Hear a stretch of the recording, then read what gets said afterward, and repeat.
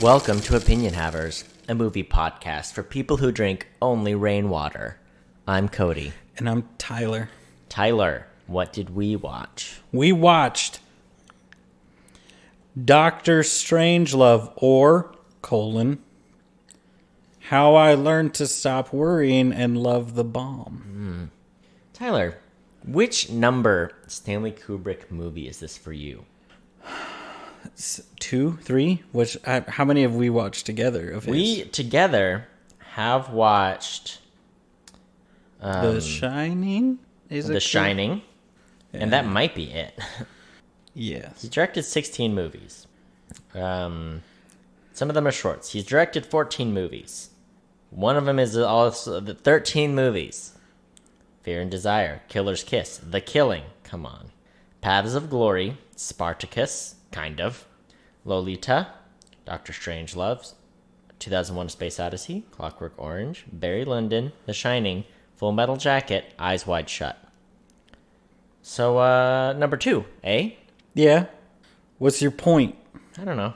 My point is wanna I've fight? seen 3, 4. I've seen 4. Oh? So, fight me. What, you think you're better than me? You know, yeah. What? Oh. I've seen more Stanley Kubrick movies. I challenge you because I've seen 2001.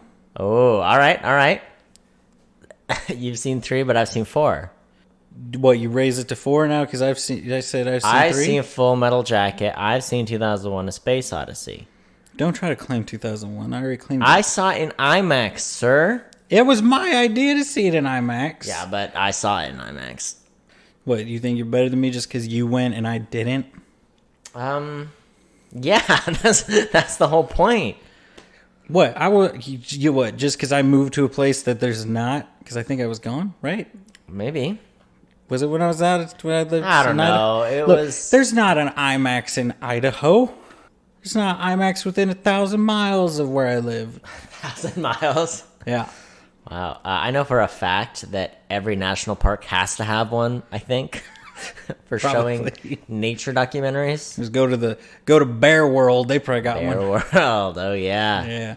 Fun fact for everybody, a little shout out to Bear World. If you're ever in Idaho Falls and you drive north, there's a Bear World. It is a zoo experience type thing. There's bears. That's the thing. It's a drive-through zoo. You drive through it. Okay. They also have a petting zoo, and so you can walk in. There's like a gift shop, petting. Not in the petting zoo, but they do have baby bear exhibit. What's the point of the Bear World if your petting zoo is not bears? That's a good question. They do have like bear hides or whatever.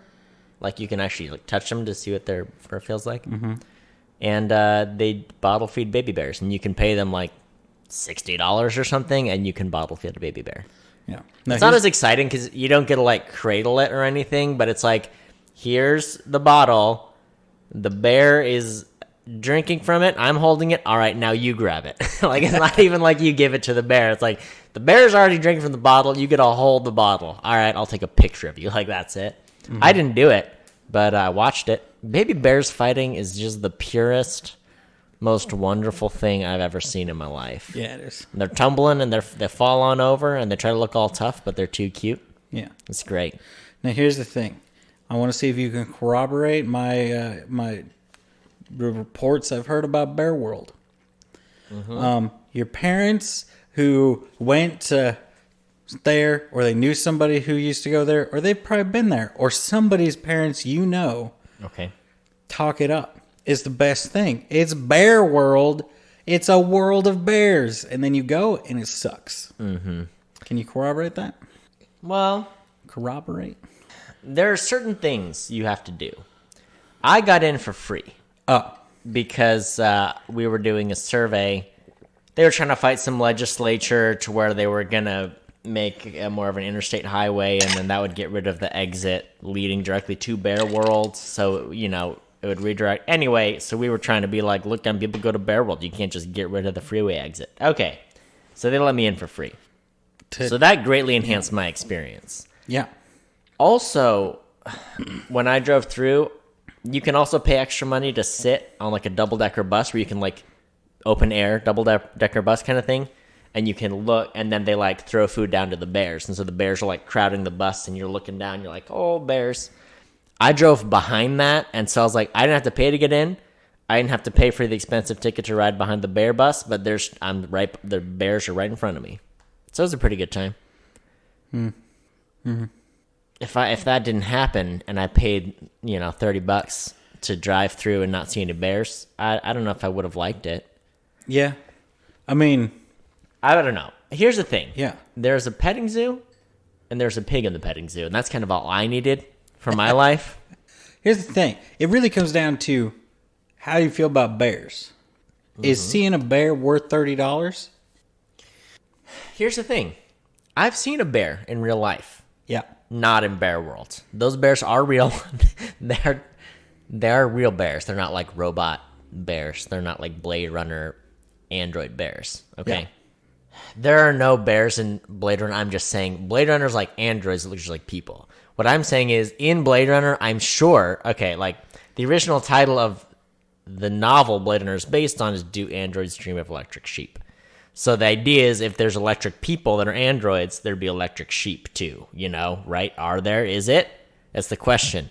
Yeah. So is there an electric bear world in Blade Runner? And the answer is yes. Yes. Yeah. So what I'm saying is I saw a bear in the wild once from a very far distance. I guess I've seen them in Yellowstone too, which is a little different because there's animals all over the place and they don't care about like cars. They'll just kind of walk on the highway. But not at Yellowstone. I saw a bear very far away. And it's not like the same. Because when you see a bear in the wild, you're like, it's amazing. I'm going to move further away because I don't want this bear to think I'm encroaching on its territory at all. Because I've seen The Revenant, and I know how that goes. So at Bear World, you're paying to see a bear without the fear of being killed by the bear. Yeah. Does that make sense? So, is it worth it? That's my question to you. It's just one of those questions. Is there an answer, even? Cody, I had a dream last night. You know me. I don't have dreams. Okay. I had one last night. What happened? Let me tell you the entirety of the dream. Tiffany and I, my wife Tiffany, who I love so much, turning down a road. We're driving. We turn. It's a right-hand turn, Cody. Mm-hmm. It's kind of a country road. Yeah. It's taking me home, right? Oh, a la John Denver. There's long grass on both sides, long green grass. We turn, and I said, look, there's a bear. That's the whole dream. That's what I remember anyway. That's even better than Bear Worlds. There's a big, giant bear running along the side of the road. You didn't have to pay anything, and you weren't at all worried about being eaten by the bear. Cody, it was the fluffiest bear. Because it wasn't like poofy fluffy. It was like the hair was long enough that it looked kind of flowy as it ran. And it looked like the whole bear was like horse mane, but not long enough for it would be real creepy. Oh my goodness. It was like the perfect flowy length. And it was like, I want to pet the bear. And the bear, here's the thing. I said that was the whole dream. I'm pretty sure, I think we met the bear. But all I really remember is turning down and be like, look, there's a bear. And thinking, I want to touch that bear. Yeah. Who would? I don't know if I touched it. I feel like I did. In my heart, I feel like I touched the bear. Have you ever seen the movie Grizzly Man? No. It's a documentary about an insane person who goes and lives with the bears during the summers in Alaska. Oh, yeah. To protect them from something or whatever, except he's also just a maniac. But he, gets close to these bears all the time, and he, will try to touch... There's, a couple parts in the movie, in the documentary, where he, goes to touch the bears, and they're they're not domesticated. Dogs like to be pet because they're domesticated, and they're like, oh, this feels nice. You try to pet a bear in the wild, they're like, what are you doing? I'm so confused, Yeah, you're attacking. Anyway, he didn't... I don't think he died by getting mauled by a bear, but... Oh, no. He should have. He got eaten by a bear, Cody. Who? The Grizzly Man? Because I'm remembering it as you're talking about it. Because he always came back at the end of the summer. and he didn't come back 1 year. Oh, yeah. And they never found his body, but they found evidence that he got eaten and pooped out by a bear. I forgot about that. Okay. So their whole thing is like, so bear activists, we all know those people, Right.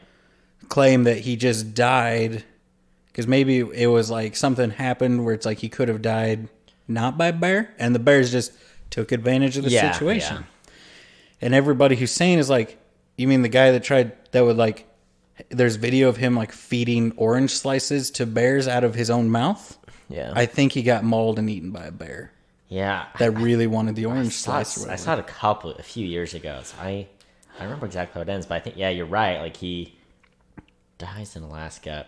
Yeah. And I think he was trying to stay late in the season. I don't remember. Yeah, I just remember he didn't come back when he would normally come back, so they went looking for him, and they never found him.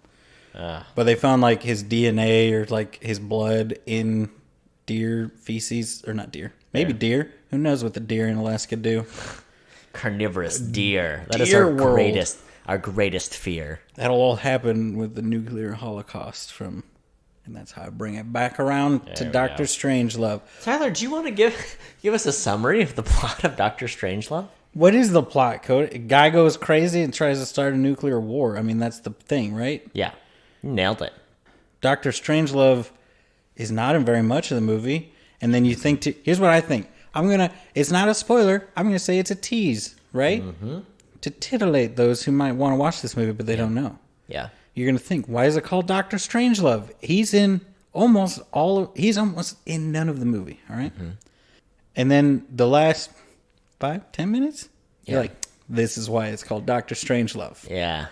Bailey was like, I was trying to figure out the whole time. I was like, who is, like, which? She thought it was like a code name for one of them, and is like, oh, is it General Ripper? Is it this person? Is it General Turgidson? Who is it that is actually Dr. Strangelove? And you're like, no, there's just a dude named Dr. Strangelove. It wasn't a secret. It wasn't a mystery. It was just, that's his name. Yeah. So, how'd it go for you? It's good. I like it. I thought it was good. Did you like it? I did like it. I've seen it before, maybe like 6 or 7 years ago. When you were just a young boy. When I was just a lad. And way back when you were only 20. To be, what I wouldn't give to be a dumb 20-year-old. I'm just here a dumb 28-year-old. I introduced myself as like 22 or something the other day. Yeah. Or maybe, like I said, like, oh yeah, I'm 20, like 23. And then I just like stared blankly down and away. And Tiffany was like, what's wrong? I was like, I'm 26. I feel like once I hit after 25, I have to think about it every time someone I have to think how old I am. I'm like, I have to do the math. I'm like, all right, 2020 is the year we're in, and I was born. And let me subtract. That's how old I am. Has my birthday happened? No. Okay, that's how old I am. Like, yeah, I have no idea anymore. Yeah. I have to really think about it. I had a little bit of a break. You know how like everybody you've probably had it at this point, where you have that moment where you realize like you were at the low end of the age that you thought was like, you looked at those people and you're like, you're kind of getting up there. Why don't you just die already? You know? Yeah. And you're like, this is the opening of this age group. Yeah. It's a weird time. I'm into it. Because you see, anyone who's older than you by like 5 or 10 or 20 years would be like, you're so young still, But then you see like people younger than you, and I'm like, I'm old now. Yeah. The grave waits to embrace me, only a few short years away. Like it's a weird time in life. It's like, just a year ago, just a couple of cool happening dudes bacheloring it up. Oh, so cool. Like, I don't know, 18 to 24 months ago. Yeah. Yeah. And then, now I'm old and gross. Now you're married with like 4 kids. Yeah. I mean, yeah. You had the 4 kids before, but now you're married. Now I'm married, yeah. She doesn't know about the 4 kids. I collect children. Pen pals. Yeah. They're all baby goats. What? Yeah. Won't be kids much longer. Oh, they grow up so fast. Well, Tyler, I guess we've given the people far more, I don't know, dare we say, information about bears. But do you want to get into the details of this movie? Yeah. I mean, Cody, there's only one way that we're getting into Spoilerton. How are we doing it? We're going to straddle this nuclear warhead I brought with me. Yeah. Yeah. We're going to ride it into Spoiler Town. Oh, yeah. Russia. Spoiler Town, Russia. Here's what I don't know the best way to do this. What, you just kind of swing your leg over, and then I've installed handles here. What if but do you have a cowboy hat for me? Cody, I have 4 options of cowboy hats, all right? Please, I've prepared. I don't know. I mean, I don't know if we need to go beat for beat through this movie, but I guess I would like to hear what parts you liked the best. And then I've got some fun facts for us. Here's my favorite part of this movie. I now understand Armageddon. Michael Bay's film Armageddon. Oh, yeah? And let me tell you about it, I haven't seen that in a minute. So, what's his face? Is that the one with the Steven Tyler song, the Aerosmith song? Yeah. That was like a slow dance for every dance? Yeah. No more! Yes, that one. I remember hearing that, and every time I hear it, I just think Armageddon. I'm like, we're all too young to have like fully appreciated the movie Armageddon, but it was a thing in all of our childhoods. I don't know. Yeah. So anyway, I mean, it's just funny that like it became a slow dance staple of like 2000s dances, I thought. I mean, we all shared the experience of him doing the little animal cracker thing on her stomach and being like, what is the point of this? Yeah. It's the reason your dad bought that movie is what it is. Oh. Cody, don't refute it. Mm-hmm. I mean, I vaguely remember what you're talking about. I'm sure I've seen the movie, or I've seen at least 60% of it. But once again, I was too young to like appreciate a movie with the slow ballad Aerosmith song as its centerpiece. But you didn't like the movie as a whole? I loved it. I don't know. Like I said, I think I saw 60% of it. I love that movie growing up. Anyway, point is, I saw it that one time. Who's the guy that always plays like the gross little weaselly guy? Buscemi. Buscemi. So he straddles a nuclear warhead on the asteroid.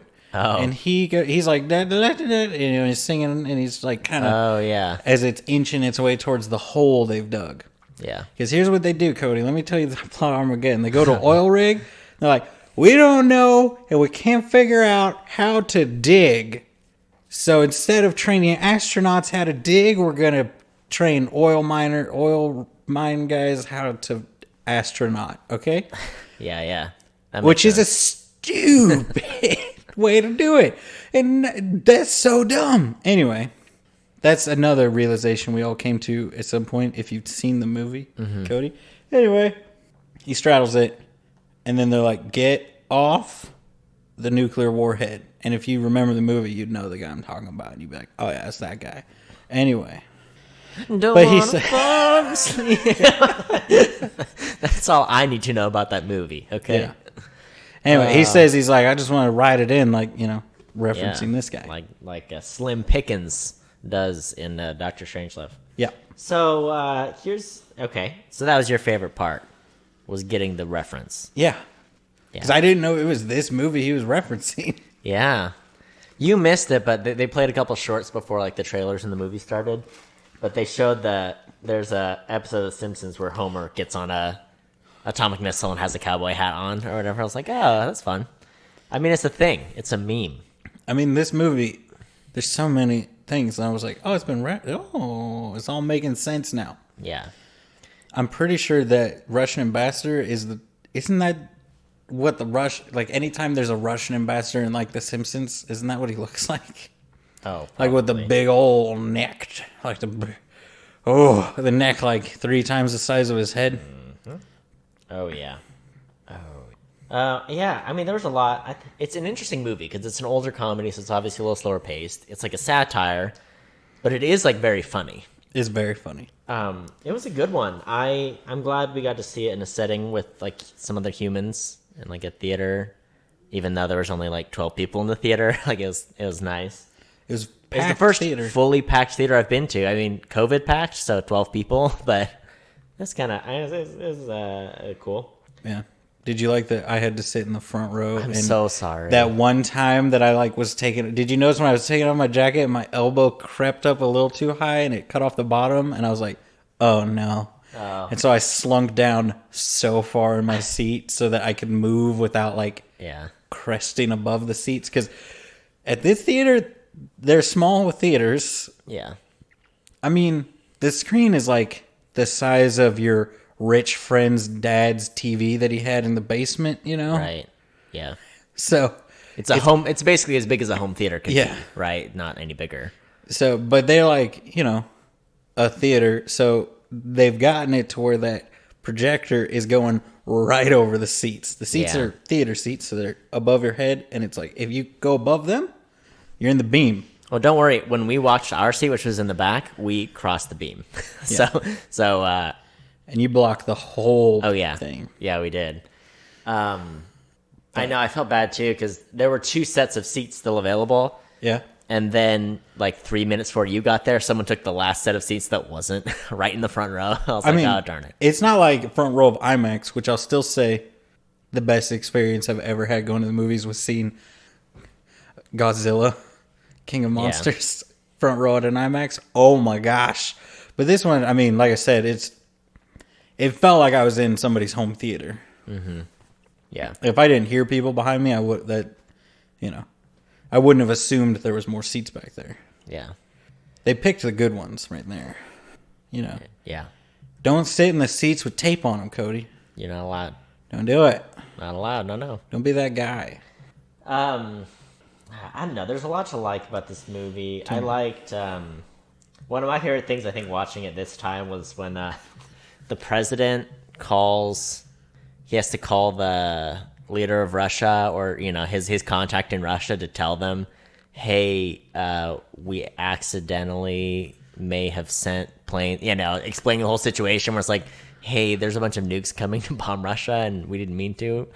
Anyways, the Russian guy, ambassador, is like, he's a little drunk. He gives him the phone. He's like, Dimitri, I'm sorry too. Don't say that you're more sorry than I am. Fine, we're both sorry. Just the most important thing ever happening. And he's talking to a drunk man like he's a kid. I really appreciated that. Yeah. It was some good writing. And you don't hear both sides of the conversation. You just hear this man trying to navigate the conversation. It's so good. Navigate the drunk leader of communist Russia. I'm fine and you're fine. That is fine. Yes. It's good to be fine. Yes. But the thing is, even after he's like, I'm calling you because it's not good. That's why I'm calling you. And then he's like, oh, this is a friendly phone call. He's like, of course I love to just say hello. It's just... So it's like, even after he tells him, hey, there's nukes there, there's a couple moments where you're like, it's like on the other end of the line, he's like, you never call to just, talk. Oh, it's really funny. It's a good one. And even the same thing at the beginning of the movie, because Buck Turgidson, who, by the way, best name ever for a comedy movie ever. Yeah. Is it Sergeant or General? I forget.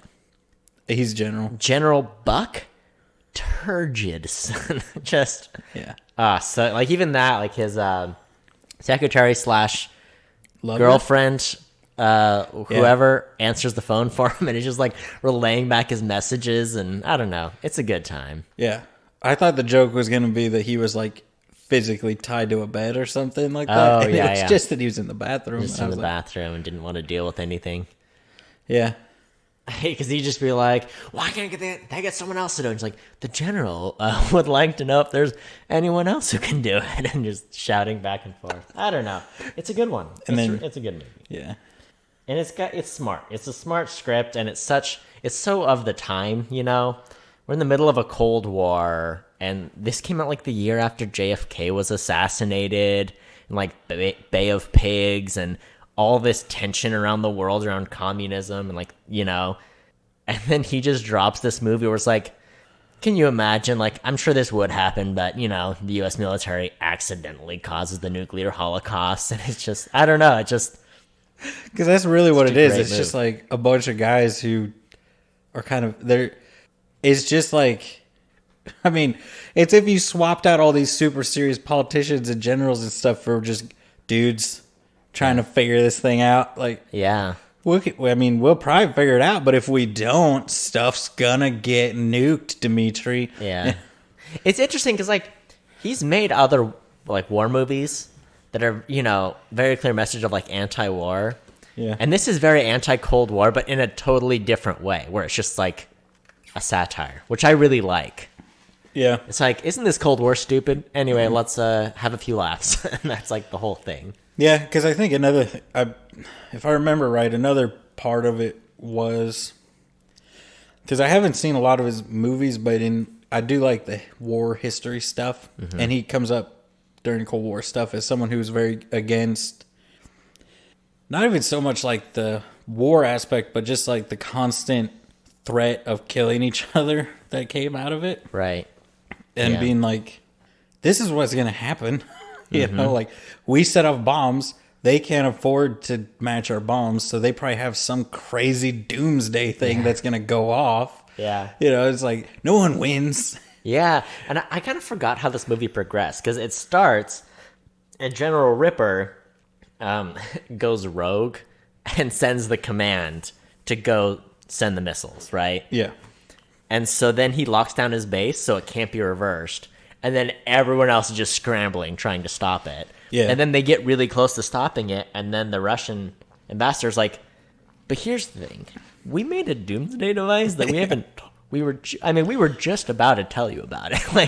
Like you Monday. know how the commandant loves surprises. Yeah. He was going to announce it on Tuesday. Yeah. It's like that whole thing. You're like, yeah, of course. And I don't know. It's a good one. Yeah,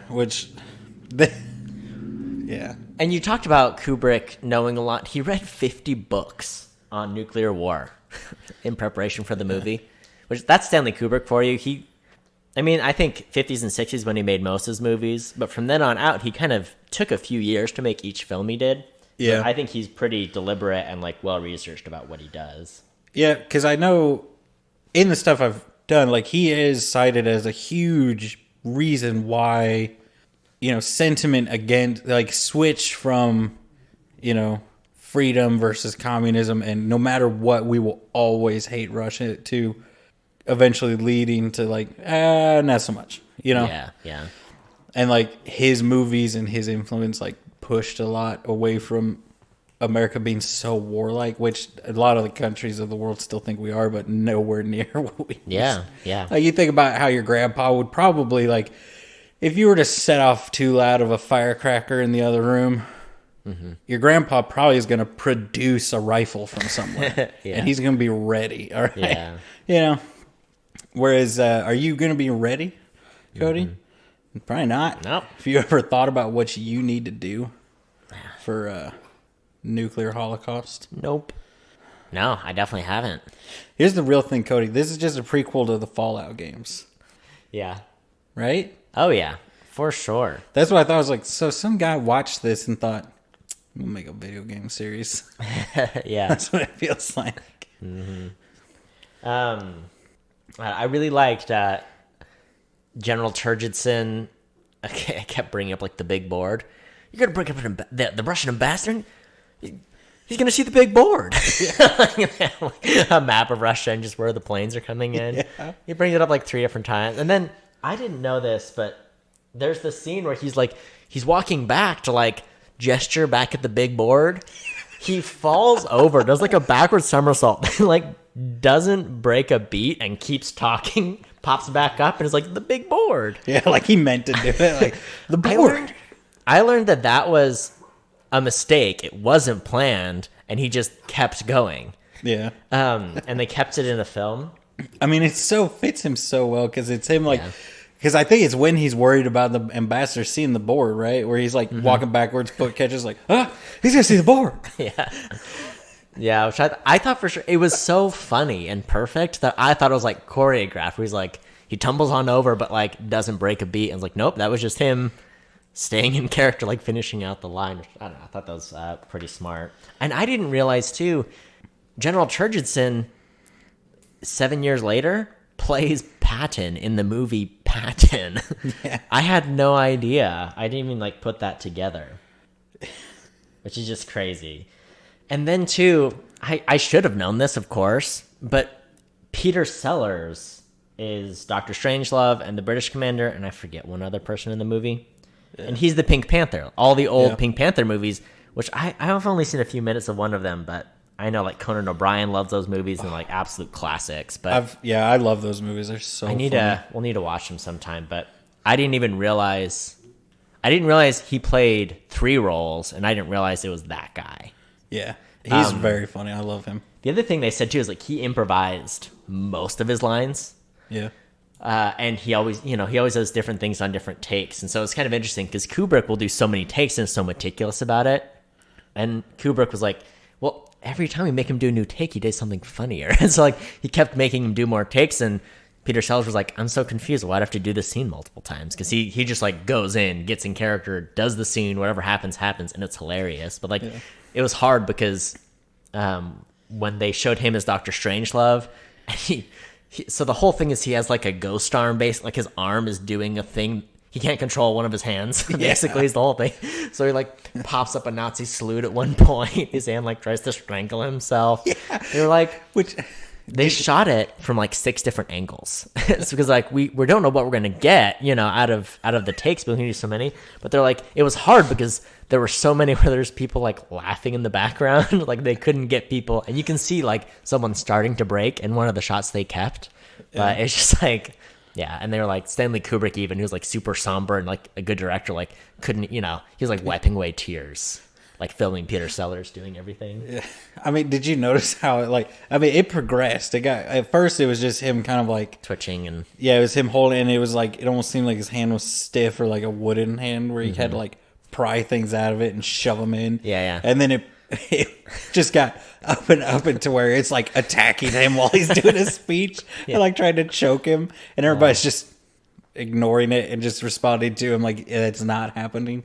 Yeah. And he keeps calling the president Mein Fuhrer. Oh, and I didn't even catch it the first time. Everyone laughed. I was like, oh, he just said Mein Fuhrer? Like, I didn't even think about it.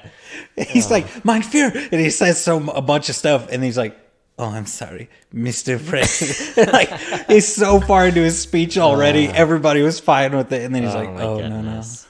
No. I said the wrong thing. And then his final speech is just it's so brilliant. Because they're at the point where they're like, the Holocaust is here. We did everything we could to stop it. We're not going to be able to stop it, right? And so he's like, well, we could do it, right? Like, we go down into a mine shaft, right? It would never penetrate that far below the ground. There's plenty of space. We just need to do a quick survey. And, like, of course, we could fit 100, 200,000 people down there. Like, this is perfect. And, of course, if we reproduced enough down in the mine, we would need to select, maybe, I don't know, a ratio of 10 women to 1 man, and then he just keeps going. Like, of course, they'd have to be women of great sexual, like virility, and it just keeps. I was like, oh my goodness. Yeah, it is just him being like, I could science my way out of this, and all the guys are like, yeah, you can. It was just funny, but then too, it even goes like a little bit further because Buck Turgidson is like, we can't let the Russians know about this because then they're gonna come for our mine space, and we can't have there be a mine gap. Like that.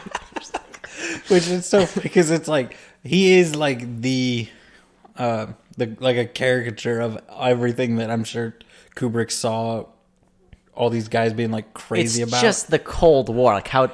Because it became a pissing contest, right? Where it's just like, you're going to get this, you're going to space, but we're going to go to the moon. You're going to do this, we're going to do that. Like just outdoing each other to prove how much better. Like, well, you're good at chess. We're going to find a better chess player. And what about the Olympics? It's like anything you could think of where it's like, we're going to outdo you. Like that was the whole thing. Like government programs and tax dollars all spent for that purpose. Just crazy. One of my favorite monologues other than Dr. Strangelove's was the ambassadors when they're like, why would you make this device? Because like I think they call over, that's when they'd introduce Dr. Strangelove. Like, is this possible? And he's like, it's something only a madman would do. And his hands all like crazed out, like going nuts. And And he's like, we couldn't keep up. You guys, the space race, the missile race. And they list a bunch of other just random things. He's like, and then the people wanted food and washing machines. Yeah. Like, we couldn't do it. Oh my goodness. We can't go to space and feed the people. Yeah. It's really funny. Because that's the other thing is like, everyone's such a caricature. Like the Russia guys, he's such a character of like, the Cold War sucks, but Russia also kind of sucked. You know, like Americans sucked because we were like, we're better, but Russia sucked because they sucked, you know? And then we were like, oh, we're better than you are and everything. And it's like, yeah, because you got more money and they can't outspend you. No, I mean, and even like some of the other characters too, like, what's his name? General Ripper. He's just like his whole thing, his message is something about like protecting our fluids. And you're like, wait, what? And they're like, what does that part mean? And they're like, we're not going to look into that. That's just a crazy person thing. And then later, they're still trying. He's like, we're still trying to decipher that last statement. He brings our essential bodily fluids so many times. Oh my goodness. And that was like a real conspiracy theory going on in the 50s, which Cody, I didn't even know. The fluoridation it's still of our a conspiracy theory. The fluoride in your water, Cody, gets you. Well, it's so funny because he's sitting there, holed in his office. He's locked the British... What was the officer exchange program? Yeah. That's why there's a British officer there. He's also played by Peter Sellers. And he's like... once he starts dropping hints at his plan, he's like, all right, go over and make me a drink. Or like, whatever. Make sure to use this. Like, I only drink this or pure rainwater. Like, and then he just rainwater distilled like pure water rain or alcohol. Pure rainwater. And he keeps going off and like, you know what they drink over in Russia? They only drink vodka, isn't that right? And he's like, sure, I guess. And he's like, that's right, they only drink vodka. And then he keeps going, and we drink water, gotta replenish your bodily fluids and keep your fluids pure. And just, I don't know, it's just so funny because he's trying to get the code out of him, and he goes to the bathroom, and he's like, don't worry, freshen up, that'll make you feel better, and then come out, and then let's talk about that code. And just a gunshot, and he's like, oh no. Oh, yeah, because they send the army to get the guy. Oh, and then then there's the whole like, the Air Force guy being like, they're not gonna just get into the base, and then the Army guy's like, we'll be able to get in the base. Yeah. Which, to be fair, they got in the base. Mm-hmm. Wow. But yeah, that was one thing that I was like, I would like to. I envisioned that in a modern day war room, right? Of like, if you had to go turn to the head of the army, I can't remember what the general, the chief, chief of staff is what they're called. Yeah, chief of staff of the army. Turn to him and be like, I need some army guys to go get in the Air Force base. The Air Force general's like, they're not going to just get in. It would still play out in real life exactly that way. Yeah. But they would probably not get in. But it was just funny because I'm like, this is the most realistic part I've seen in this entire movie. Of like, you could have, in this exact situation, this is how they would react. Not like, this is horrible, Americans dying because they're going to have to kill each other. They would be like, we'll get in that base. Don't you worry about it. We'll get in there. We don't care how many die.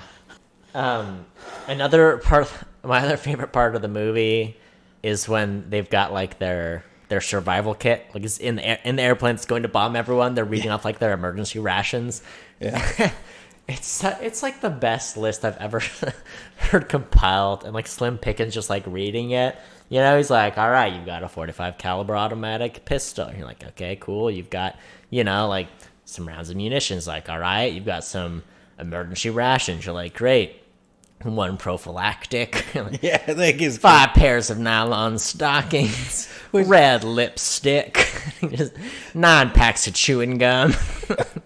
Which the funniest thing is, like, I'm pretty sure for those guys, that's really what they got for their emergency. Like if they had to ditch in Russia, guy could have a pretty good weekend in Vegas with this. Because that's what makes it so funny. It's like most of it, like pretty much all of it, is stuff that's like, this is this is stuff that's happening. This thing that seems like a ridiculous... Why do they have nylon stockings and lipstick? Yeah. It's like, who knows? But they do. Maybe in case they have to cross-dress to get out of the country. Yeah. Did you notice they talk about Laputa? They mention Laputa, Russia, Yeah. a few times, Oh, and yeah. it's like it's a throwback to the same thing Gulliver's Travels, like we've talked about with Castle in the Sky. Yeah. That was I heard it, but then I saw it again in the trivia. I was like, oh my goodness, I forgot they brought that up, and it's a throwback to the same thing. Yeah. Nothing... I don't think anything will ever be as funny when we're watching a movie as when your wife sat down and she's like, it was on the screen. She's like, oh, La Puta. We had just finished like a super long conversation about it. Oh my goodness. It's just wonderful. It's so good. Did you know that this movie, in the 90s, Stanley Kubrick actually got someone to start like writing a script for a sequel called Son of Strangelove, and he was like, I would love Terry Gilliam to direct it. And then, of course, Stanley Kubrick died before it could be realized. And Terry Gilliam didn't know till after. But Terry Gilliam, who's I don't know, it's hard. It's hard now. We've seen The Brothers Grimm, but we've also seen 12 Monkeys. Here's what you do. You make it. You cast the guy who plays Cavalli in The Brothers Grimm as the son of Strangelove. Ugh. I don't know. I don't know if I can do it. Then you cast someone younger than him to play Dr. Strangelove. There you go. And Now it's you're like, thinking. what? But it was going to take place, like, down in the mine. Yeah. Like, doing that whole plan. Oh, no. I know. That's what I'm saying. Base it 100 years. Have him be his son. And have just a young, like, Tom Holland looking person. Yeah. Not Tom Holland. Can't do him. Someone who looks like him, though. Yeah. Young boy. Play Dr. Strangelove. Yeah. And then make it incredibly clear that he hasn't done anything to make himself younger. That's just him. That's just him. That's just him. That's just the guy. You know what I'm saying? Oh, yeah. I feel like that would fit. Everybody would start to think, who is Dr. Strangelove? Who is he? Be a whole Strangerverse. Peter Sellers was the first person to win an Oscar for playing, or get an Oscar nod. I don't think he won, for playing 3 different characters in the same movie. I forget who the third character is. It's a British guy, Dr. Strangelove. Is he somebody in the He's not war the room, president, or is he? is he the president? The problem is it doesn't say on. It says Group Captain Lionel, which is the British guy, Yeah. but it doesn't say. Is there any way it would say everyone? Is he someone on the? It's Lionel Mandrake, President Merkin Muffley. Oh, he does play the He's president. the president. Okay. I didn't even realize he was the president too. Yeah. He did 3 different accents in one movie. Dimitri? Oh, you do Dimitri. you do the president's voice so much better than I do. And also, this is the longest movie to get an Academy Award nod for Best Picture. Longest titled movie, I mean. Oh, long time. I was going to say, which is 13 words. Dr. Strangelove, or How I Learned How to Stop Worrying and Love the Bomb. Yeah. So isn't that fun? Now, Dimitri. Dimitri. Of course, I love to just say hello. Of course, this is a friendly phone call, because if it wasn't, well, you wouldn't have gotten it. Yeah. It's a classic. I think it's one people should see for the meme, and it's a good one. I mean, What else struck you about this movie? I mean, the thing that got me, like, there are a handful of things that will get me every time. Yeah. Like some stuff with the genie from Aladdin. Yeah. Captain Holt from Brooklyn Nine-Nine saying "hot damn." Yeah. Yeah. All right, gets me every time. Doesn't matter if I've just watched it. Yeah. If I rewind it, watch it, it will make me laugh out loud. Dr. Strangelove standing up at the swell of his speech, then throwing his speech aside and saying, "Mein Führer, I can walk." And like as his speech has reached a fever pitch of crazy, Yeah. where almost none of it makes sense. Yeah. And then the movie just ending is one of the funniest endings of a movie I've ever seen. And then his arm attacking him more and more, and like being more aggressive to try to, and like turning him in his wheelchair, and like him like fighting it so hard, and then somebody compliments him on something, and he's like, "Oh, thank you very much," and it just turns very slowly. Oh my goodness! Like his moments they earn the name for the movie, really. Yeah. Like just everybody getting progressively crazier and crazier. Mm-hmm. And there's just so many things like the Turgidson trying to plant Turgidson trying to plant the camera on the Russian ambassador, and then like there towards the end, his watch was a camera the whole time. And he took pictures of the big board. Oh, and then probably my favorite line. One of my favorite lines. It's like, you can't fight in here. This is the war room. Yeah. And they both just look like scolded children. They're just like, oh, I'm sorry. Man. The fact that there'd be a gigantic, untouched buffet there in the war room. Oh, yeah. Like, it's like they were just like craft services over here, and they're like, yeah, just show it. Just pan over to it. We'll use it as a prop. Oh, yeah. It's a classic. I would recommend it to any Dick, Harry, or Sally, you know? Yeah, I mean, of all the classic movie, because we've watched a few that are considered, classics, and they're, great. There's lots of old movies. Citizen Kane, right? Mm-hmm. Which a film student will say all day long, classic, it's the best movie ever. Mm-hmm. They've never seen that movie. Most of them don't hold up, Cody. Yeah. Even ones like, you like The Shining a lot. Oh, yeah. I liked it and appreciate it as the grandfather of stuff. Yeah. But it's not one I'm going to go watch again. Mm-hmm. Like, it started horror movies, but no, it feels cheesy because I've seen so many things spoof it. Right. I like this a lot. Yeah, it stands up. And, it's one of the greatest comedies of all time as far as, like, it was a comedy that was nominated for 4 Academy Awards. And it's on everyone's, like, the great comedies list of, like, American Film Institute and like other groups like that. It's all up in there. Peter Sellers, what a man. Yeah. You know? The real injustice is you're a teenager, you're a young boy, you go to some movie night out in the sticks in the boonies. Yeah. Someone's throwing the movie up on their garage door, and you're all in camp chairs. You know it. You've been there. Yeah. What's the movie they throw on that garage door, Cody? Wrong. It's always Young Frankenstein. Always Young Frankenstein. Why is it not Dr. Strangelove? I don't know. I feel like it's the superior black and white comedy. Having seen 15 minutes of Young Frankenstein and having seen the entirety of Dr. Strangelove twice, I can honestly say I enjoyed Dr. Strangelove more. I feel like now we have to watch Young Frankenstein now. Maybe. It is very funny. I'm not the biggest... I remember enjoying Robin Hood Men in Tights growing up. But seeing it more recently, it wasn't as much my thing for comedy. Mm-hmm. I don't know. I don't think Mel Brooks is quite my taste. I can't say it isn't a great movie because everyone loves Mel Brooks. He's a classic comedy guy. I just don't think it's my cup of raspberries. But here's the thing. What if I said it's a Gene Wilder movie? I mean, I would say so is Willy Wonka and the Chocolate Factory. How do you feel about that? It's not a good movie. It's not, but... It's just a classic movie. Yeah. Here's the thing, though, Cody. I do like Gene Wilder. It's funny. Here's the thing. What's his name? Gene Wilder? No, in the movie. Frankenstein. No, it's pronounced Frankenstein. I remember that part. This is the whole joke. I mean, I would see it. I would watch it. But, yeah. It's very funny, Cody. It's just Frankenstein's monster with him continually denying that he is Frankenstein. Yeah. It's funny. I'm open to it. I think everyone should watch this movie.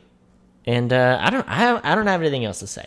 Here's what we do. You get a girl, you get her, you go watch this movie, you go to Bear World. That's a perfect date. That is the perfect date. You can watch this movie at Bear World. They may kick you out of Bear World. There may be a movie theater there. No, they're not going to kick you out. They're going to sit in and enjoy it with you. I've never been to Bear World. Tyler, we got to get you out to Bear World. I've driven past it. And everyone, It's Okay, bears. you know how many people have driven past Bear World? 12,000 million. So many. You have to pass it to get to Yellowstone. It's Bear World. Yeah, it is. Everybody loves a Bear World. Everybody loves Bear World. Tyler, I got nothing else to say. I mean, what more is there to say? I mean, the movie's funny.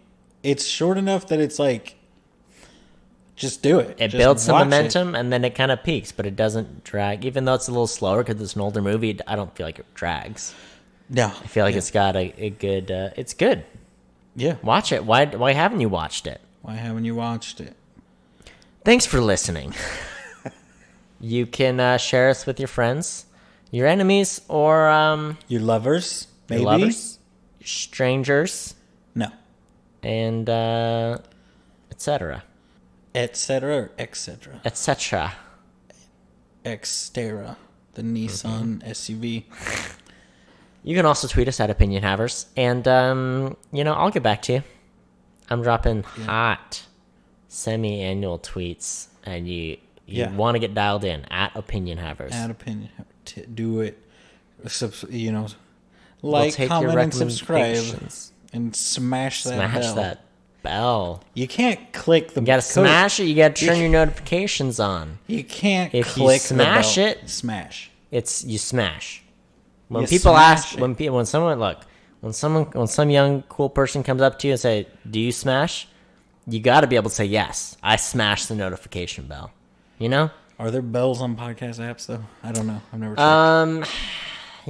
That's for other people. Look, I don't. You know what? Open your settings. Go to notification settings. Scroll down to the app. Open the app specific page of the notification settings.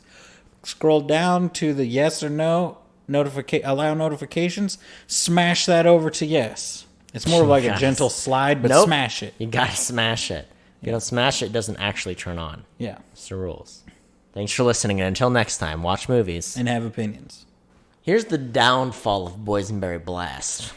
Bear my World? my signature energy drink cocktail. It goes right through you. Do you have to pee? Oh yeah. Oh. Ugh. Nice. That's a special moment.